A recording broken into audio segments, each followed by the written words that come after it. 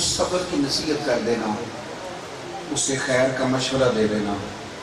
وہ آپ کے سامنے شکوہ کر رہا تھا کہ میرا بھائی بڑا ظالم ہے، تو آپ نے اس کو کہہ دیا نہیں یار نہیں ایسی کوئی بات نہیں، میں نے تو بچپن میں دیکھا تھا وہ تیرے بغیر روٹی نہیں کھایا کرتا، ایسی بات ہی کوئی نہیں، میں نے تو کئی دفعہ دیکھا ہے وہ تیرا بڑے خیر کے ساتھ ذکر کرتا ہے۔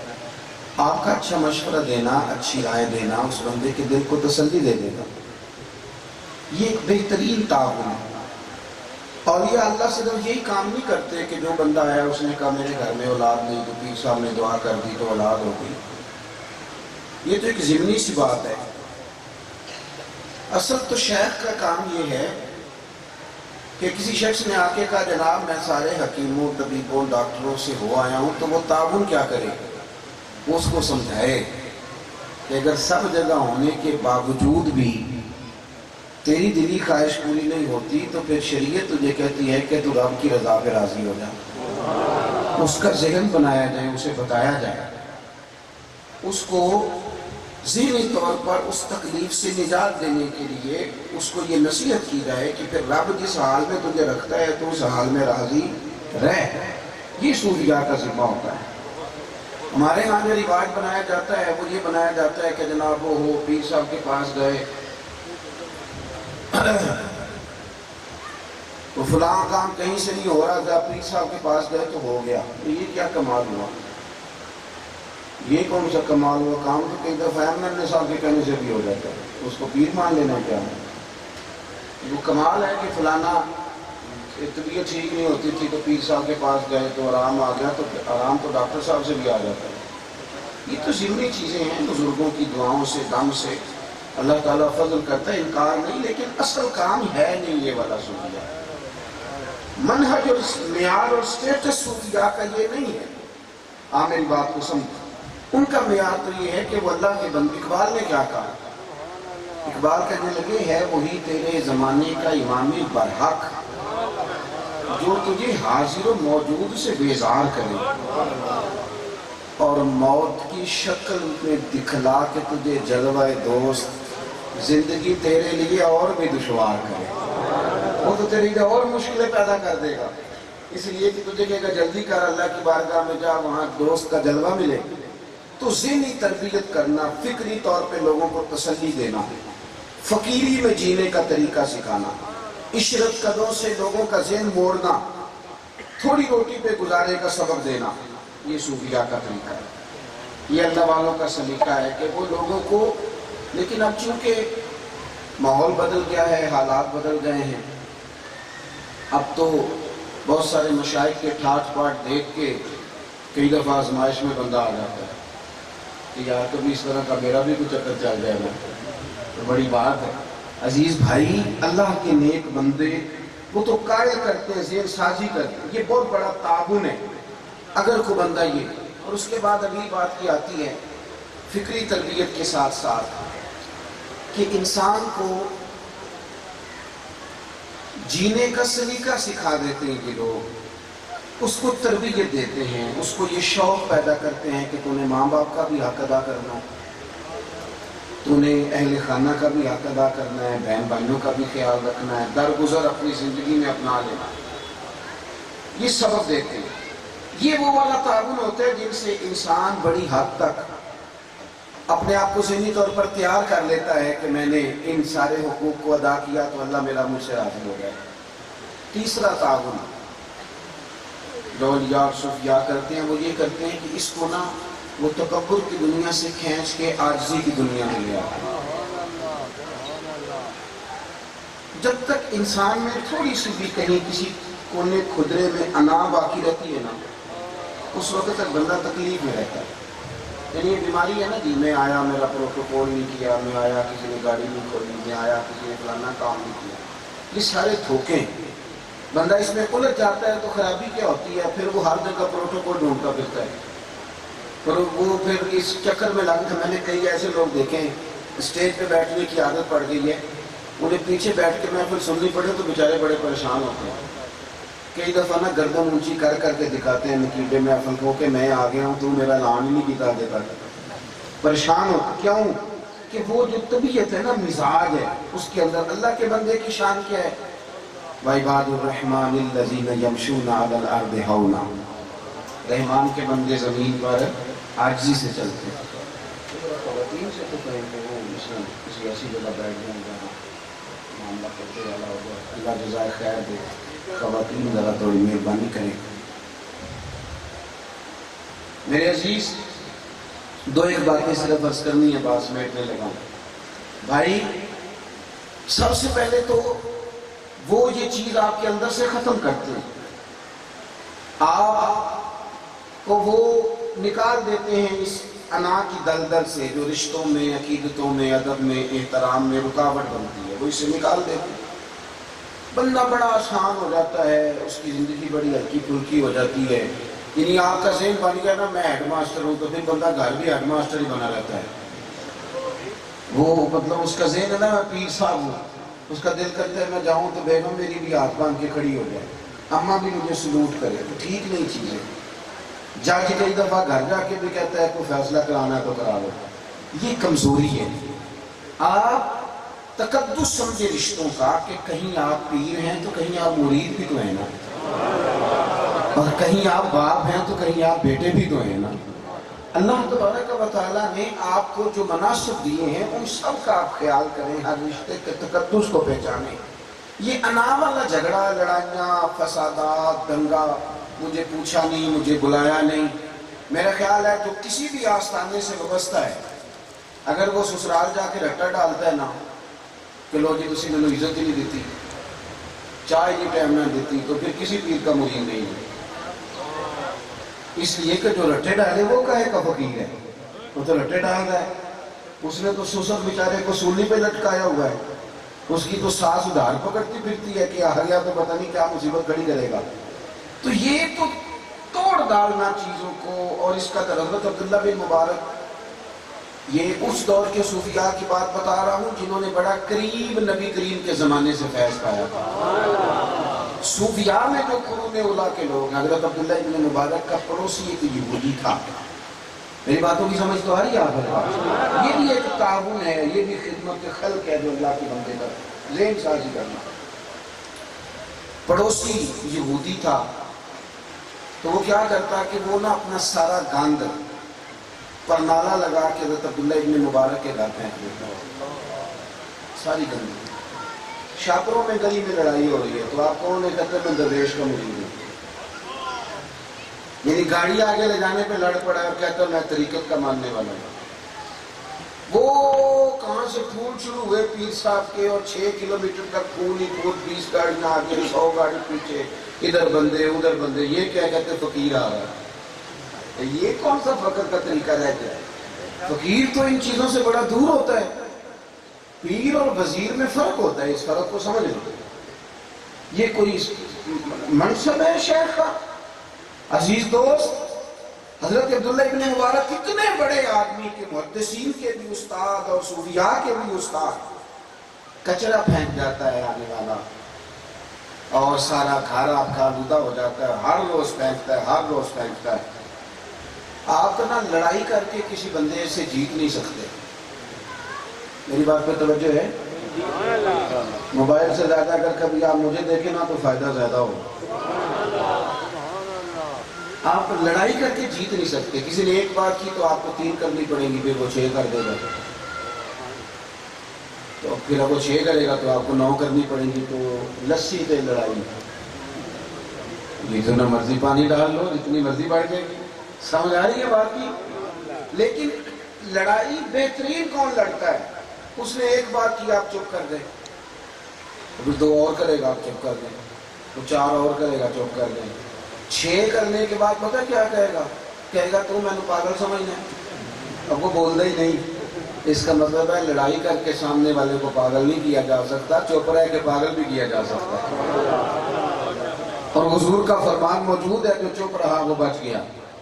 تو وہ آپ سے کہے آپ بولتے کیوں نہیں، تو آپ اسے کہ اس لیے نہیں بولتا کہ مجھے درویش نے کہا تھا کہ جتن جتن تے ہر کوئی کھیلے۔ یہ کام تو ساری دنیا ہی کرتی ہے کہ جیتنا ہے، وہ کرنا چاہیے جو کم لوگ کرتے ہیں۔ جتن جتن تے ہر کوئی کھیلے، وہ کدے ہارن بھی کھیڑ فقیرہ، جتن دا مل کوڈی پہندہ ہی ہارن دا مل ہیرا. کبھی کبھی حضرت عبداللہ ابن اب اس نے روز کوڑا پھینکا، روز کوڑا پھینکا، روز کوڑا پھینکا. اس کا خیال تھا بابا بولتا ہی نہیں، یہ کبھی تو آئے نا. آئے ہائے تھک گیا یہودی کوڑا پھینک پھینک کے. ہم تو دشمن کو بھی پاکیزہ سزا دیتے ہیں. وہ تھک گیا کوڑا پھینک پھینک کے. ایک دن نا جب پوری طرح تھک گیا تو خود ہی دروازے پہ آ گیا، کہنے لگا حضور مہینوں بیت گئے میں آپ کے گھر روز کوڑا پھینکتا ہوں، آپ کو غصہ نہیں آتا؟ آپ فرمانے لگے نہیں میں نے قرآن پڑھا ہوا ہے، وَالْقَاذِمِينَ الْغَيْظَ وَالْعَافِينَ عَنِ النَّاسِ وَاللَّهُ يُحِبُّ الْمُحْسِنِينَ. جو غصہ پی جائیں، لوگوں سے درگزر کریں، یہ وہ نیک لوگ ہیں جن سے اللہ بڑی محبت کرتا ہے. قرآن پڑھا ہوا ہے. اور فرمایا تو روز کوڑا پھینکتا ہے تو میں نے ایک جھاڑو ایک دابڑا رکھ لیا ہے، تو پھینک دیتا ہے میں اٹھا کے باہر پھینک دیتا ہوں. ختم ہو گئی بات. تقریر نہیں لمبی کی، لمبی داستان نہیں سنائی، دو ہی جملے، علم و باس کری ہو یار آئی کوئی حرف تینوں درکار. دو ہی جملے. کہنے لگے جھاڑو رکھ دیا، دابڑا رکھ دیا، اٹھا کے پھینک دیتا ہوں، کیا مسئلہ ہے اس میں؟ یہ لفظ کہہ کے حضرت عبداللہ ابن مبارک آگے بڑھے تو وہ دوڑ کے قریب آیا. کہنے لگا سونے پہلے میں نے دین سنا تھا، آج میں نے دین دیکھ لیا، مجھے کلمہ نہیں پڑھا دیتے؟ اگر آپ اڑے ہوئے ہیں تو پھر آستانے اور خانقاہ سے وابستہ ہونے کا تو معنی کوئی نہ رہا. اگر آپ نے آج تک بھائی کو معاف ہی نہیں کیا، آپ کی صلح ہی کوئی نہیں کسی کے ساتھ، رٹا ہی رٹا ہے، جھگڑا ہی جھگڑا ہے. چوتھی اور آخری بات سنیں، اللہ کے بندے اپنے گھر میں چراغ تھوڑا بھی جلے نا تو وہ دوسرے گھروں میں اجالا کرنے کی کوشش کرتے ہیں. دکھ بڑے ہیں دنیا میں لیکن تقسیم بڑی خوفناک ہے ہمارے وطن کے اندر. ایک بندے کا روز کا خرچہ ہزاروں میں ہے اور ایک کا حال یہ ہے کہ رات کو اپنی بیوی کو نصیحت کرتا ہے. وہ میٹنگ ہو رہی ہے میاں بیوی کی، بچے کمرے میں سو رہے ہیں اور میاں بیوی میٹنگ کر رہے ہیں کہ سویرے بچے ہمیں اسکولے جانا ہے، کہ پراٹھے آنے کی ہو کوئی. تو وہ کہہ رہا ہے کہ شام کو تھوڑا ڈالا کر تاکہ صبح بچوں کا. گندم امیر شہر کی ہوتی رہی خراب اور بچی کسی فقیر کی فاقے سے مر گئی. رب کریم کے بندوں نے نہ لٹا دیا. ان کی سخاوت یہ تھی کہ وہ قرضے لے کے قرضے، یعنی پہلے جو کچھ ہے وہ تو دے چکے اللہ کی مخلوق کو، اور اس پر حدیث شاہد ہے. حضرت عمر فاروق رضی اللہ تعالیٰ عنہ بیٹھے ہیں، ایک اور انصاری صحابی بیٹھے ہیں. ایک شخص نے آ کے سوال کیا یا رسول اللہ کچھ دیجئے. کبھی حضور کے خزانے میں خالی ہو سکتے لیکن یہ امت کے لیے نہ صرف ہمیں سمجھانے کے لیے، تاکہ تمہارے لیے یہ بھی دستور بن جائے. کریم فرمانے لگے آج تو میرے پاس ظاہراً ہاتھ میں بظاہر کوئی چیز نہیں، اور اعلیٰ حضرت فرماتے ہیں کہ دو جہاں کی شاہ ہیں، پاس کچھ رکھتے نہیں، پر دو جہاں کی نعمتیں ہیں ان کے خالی ہاتھ میں. بظاہر تو ہاتھ خالی ہے. پتہ حضور نے کیا فرمایا؟ فرمایا فلانے دکاندار کے پاس جا اور میرے نام پہ قرضہ لے لے. جو چیز تجھے چاہیے میرے نام پہ، اندر رکھ کے نہیں، کروڑوں جمع کر کے نہیں، سارا کچھ دے چکے پھر بھی کہا میرے نام پہ. تو عمر کہنے لگے یا رسول اللہ اللہ تو ہمیں اس کا مکلف نہیں کرتا. مطلب شریعت کا حکم تو یہی ہے نا کہ ہے تو دے دو، نہیں تو معذرت کر لو. تو یہ دین کے اندر یہ والا رب تو اس کا مکلف نہیں کرتا. تو حضور علیہ السلام کو جناب فاروق اعظم رضی اللہ تعالیٰ عنہ کی اس بات کی کوئی زیادہ خوشی نہیں ہوئی. ایک انصاری سے آدمی تھے، وہ بولنے کہنے لگے نہیں نہیں حضور آپ دیجئے بانٹیے، آپ کا رب آپ کو بڑے ہی خزانے عطا فرمانے والا ہے. اس انصاری کی بات پر حضور راضی ہوئے.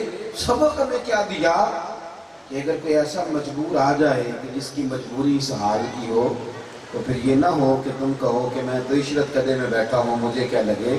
پر میں کبھی وجود پر قرضہ بھی چڑھ جائے تو دیکھنا کوئی بھوکا نہیں سونا چاہیے. اور میں عرض کروں آپ سے، ہمارے ہاں لوگ کہتے ہیں فلانا بندہ نیک ہے. اچھا جی کس طرح کہتے ہیں؟ تہجد میں اٹھتا ہے، بالکل ٹھیک ہے، بہترین نیک ہے. لیکن آپ کو پتہ ہے صحیح مسلم شریف میں حدیث کیا ہے؟ توجہ ہے میری بات پر؟ یہ جو تھوڑے سے کالم یونیورسٹی سے منسلک نوجوان ہیں یہ میری بات پہ غور کریں. آپ جاتے ہیں موٹیویشنل اسپیکر کے پاس، وہ آپ کو کچھ نفسیات کی چیزیں سکھاتا ہے، لیکن یہ جو میں حدیث پڑھنے لگا ہوں اس سے زیادہ اس مضمون پر مزید کسی اور نفسیاتی چیز کی ضرورت ہی نہیں، یعنی اتنے بڑے لفظ ہو ہی نہیں سکتے۔ آپ کو بندہ ویلفیئر کہہ دے گا، آپ کو بندہ کھلے دل والا کہہ دے گا، آپ کو مسخی کہہ دے گا، اس سے زیادہ بڑے لفظ ہو ہی نہیں سکتے۔ حضور فرماتے ہیں قیامت کے دن رب ایک بندے سے کہے گا، میری طرف دیکھو جاؤ اور میری طرف دیکھو، اللہ ایک بندے سے کہے گا کہ میں بیمار تھا تو میری خبر لینے نہیں آیا۔ اللہ کرے آپ سمجھ جائے، اللہ کرے آپ کو سمجھ آئے۔ رب ایک بندے سے کہے گا میں بھوکا تھا تو نے روٹی نہیں کھلائی، مجھے ضرورت تھی تو کپڑے ہی نہیں لے کے آیا۔ بندہ برجستہ عرض کرتا ہے مالک تو نہ کھائے نہ پیے نہ بیمار پڑے، تو پاک ہے ان چیزوں سے۔ اور سنگیو نماز ذوق شوق سے پڑھو، لیکن یہ والا دین بھی ضرور سیکھو۔ حضور فرماتے ہیں رب اس بندے سے کہے گا وہ جو تیرے پڑوس میں بندہ بیمار تھا تو بندہ تو میرا ہی تھا، وہ جو تیری ساتھ والی سائڈ پہ ایک شخص رات کو بیچارہ سوکھی روٹی کھا کے سوتا تھا، بندہ تو میرا ہی تھا نا۔ وہ تیرا بچہ بڑے مہنگے اسکول میں پڑھے تو وہ جو گرمیوں میں پانی کا کولر لے کے بس کے پیچھے بھاگتا ہے اور کہتا ہے 2 روپے کا پانی پی لو، تو وہ بھی تو کسی کا پتر ہی ہے، اس میں بھی تو ٹیلنٹ ہی ہے نا۔ کبھی جا کے دیکھنا موٹر سائیکل کا کام سیکھنے کے لیے جو بچہ آیا بیٹھا ہے اس کو بھی کبھی جا کے ملاقات کا 3 تھپڑ استاد ایک غلطی پہ مارتا ہے، لیکن ماں مجبور ہے کیا کرے۔ یہ خدمت خلق کے جو ذائقے ہم نے نا، ہم بڑی خدمت بڑی سخاوت کرتے ہیں۔ اچھا جی کیا سخاوت کرتے ہیں آپ؟ کہتے ہیں اگر 50 لاکھ ہو تو اس میں سے میں 2000 دے دیتا ہوں اللہ کے رستے، یہ سخاوت ہے۔ 5000 روپیہ جمعے والے دن لے کے آتے ہیں، کبھی پیچھے سے اور بڑا کر کے دکھاتے ہیں کہ اللہ کی راہ میں دینے لگا ہوں، اپنا ذوق بنائیں۔ تبھی یہ حضرت بشر عافی رحمۃ اللہ علیہ کی سارا بغداد عزت کرتا تھا، ننگے پاؤں چلتے تھے تو جانور بھی گوبر نہیں کرتے تھے۔ ایک بغداد کا تاجر کہتا ہے مجھے بابا جی اچھے نہیں لگتے تھے، میرے ذہن میں ایک بات بیٹھ گئی تھی کہ میں جمعہ میرے ساتھ پڑھتے ہیں، ہر جمعے پر یہ فرض خالی پڑھ کے چلے جاتے ہیں، حالانکہ مسجد میں ضروری بھی فرض پڑھ لیں گے، باقی نماز کوئی اپنے گھر میں اجلے میں پڑھ لے تو شریعت اس کو اجازت دیتی ہے، لیکن بس بدگمانی آپ جہاں بھی پیدا کرنا چاہیں کر لیں اور مثبت ذہن جہاں بھی بنانا چاہیں بنا لیں۔ کہتے ہیں ہر جمعے چلے جاتے تھے تو میں ان کے خلاف باتیں کرتا تھا کہ مجھے کسی نے سمجھایا کہ یار کوئی بات ہے کرنے والی، کو وجہ ہو تو بندہ بگڑتا ہے۔ خیر ایک دن میں نے سوچا میں نے پیچھے جانا پتہ کرنا ہے بابا اگر جمعے کی فرض پڑھ کے فوراً جاتا ہے کہاں؟ کہتے ہیں نماز پڑھی تو میں بھی پیچھے ہو لیا حضرت کے۔ حضرت جمعہ پڑھ کے جلدی سے ایک دکان پہ گئے، کباب خریدے، میں نے بدگمانی کی، میں نے کہا بھوک نے ستایا تھا پیر صاحب کو، مولوی صاحب کو روٹی نے پریشان کیا تو سنت اور نفل چھوڑ دی۔ پھر وہ آگے گئے تو نان بھائی کی دکان سے نان خریدے تو میں نے کہا دیکھو جناب، پھر وہ نا جنگل کی طرف بڑھے تو میں نے کہا یہ کہیں سبزے پہ بیٹھ کے روٹی کھائیں گے، لیکن تھوڑا سا سفر گزرا تو کچی آبادی آ گئی، ایک ٹوٹا پھوٹا مکان تھا، اس میں لکڑی کا دروازہ بوسیدہ تھا، باہر سے کنڈی سادی سی تھی، حضرت نے دروازہ کھولا اور میں چھپ کے دیکھ رہا تھا کہ ایک فالج کے مریض بوڑھے بابا جی چارپائی پہ لیٹے ہیں۔ حضرت بشر عافی نے پہلے تو مٹکے سے پانی پیالے میں ڈالا اور اپنے امامے کا پلو بھگو کے بابے کا منہ دھویا اور پھر پہلا لقمہ توڑ کے ان کے منہ میں ڈال کے کہنے لگے بابا ناراض نہ ہونا، آج دیر ہو گئی، جمعہ تھا نا، لیٹ ہو گیا مسجد میں، ابھی تو میں نے سنت اور نفل بھی پڑھنے ہیں۔ کہتے ہیں مجھ پر تو بجلیاں گری، میں تو تڑپ گیا۔ اب وہ بابا جی بولے کہنے لگے 14 سال ہو گئے بشر عافی تو روز آتا ہے، میرے تو اپنے بھی مجھے چھوڑ گئے، تو کب تک آئے گا؟ تو حضرت شیخ رو پڑے، فرمانے لگے بابا یہ جو ساری دنیا میں رب نے میری عزت بنا دی ہے نا، یہ اس لیے بنائی ہے کہ میں تیری نوکری کرتا ہوں تو اللہ کی مخلوق مجھ سے محبت کرتی ہے، اللہ کی مخلوق پیار کرتی ہے۔